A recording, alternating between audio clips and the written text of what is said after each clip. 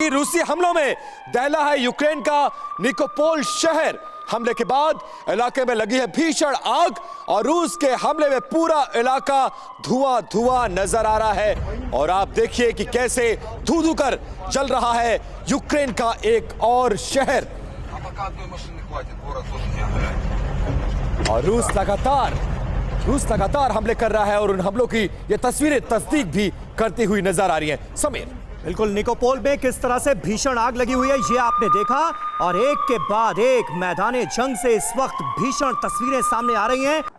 Russia और Ukraine के बीच महायुद्ध का 21वां दिन है। चलिए अब नजर डाल लेते हैं इस जंग में रूस को हुए नुकसान पर। ग्राफिक्स के जरिए आपको समझाएंगे कि क्या कुछ नुकसान रशिया को हुआ है, यूक्रेन को तो हो ही रहा है। सबसे पहले पलायन की अगर बात करेंगे तो अब तक 30 लाख लोग पलायन कर चुके हैं।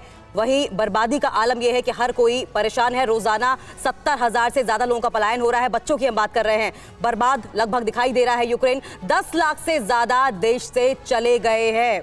तो ये कुछ एक आंकड़े थे जो हमने दिखाए कि किस तरीके से वहां पर पलायन जारी है। बर्बादी और तबाही का मंजर है। महिलाओं की अगर बात कर लें तो देश छोड़ने वालों में 10 में से 9 महिलाएं या फिर बच्चे हैं। नुकसान की अगर बात करें तो कई ऐतिहासिक इमारतें ऐसी हैं जो कि नष्ट हो गई हैं। वहीं यूक्रेन के कई बड़े शहर रूस के कब्जे में हैं।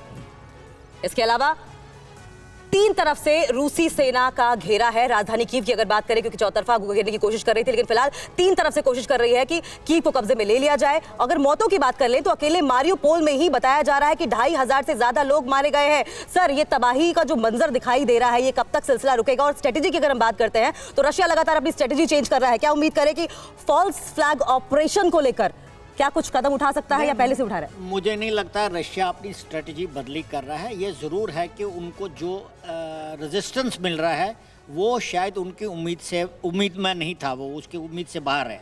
लेकिन मैं ये कहना चाहता हूँ कि आज के दिन में अगर रशिया के पास एक विकल्प मिले कि वो कीव ओडेसा लाइन के पूर्व में अगर वो ईस्टर्न यूक्रेन के ऊपर अपना कब्जा जमाते हैं तो वो संतुष्ट रहेंगे। जहाँ तक कीव की बात है, मुझे लगता है बहुत मुश्किल हो रही है उनको पूरा कैप्चर करने की, और कीव की कहीं ऐसी हालत न हो जैसे बर्लिन की हालत हो गई। न्यूज़ टॉप 9 रोज सुबह 7 बजे और शाम 7 बजे सिर्फ TV9 भारतवर्ष पर।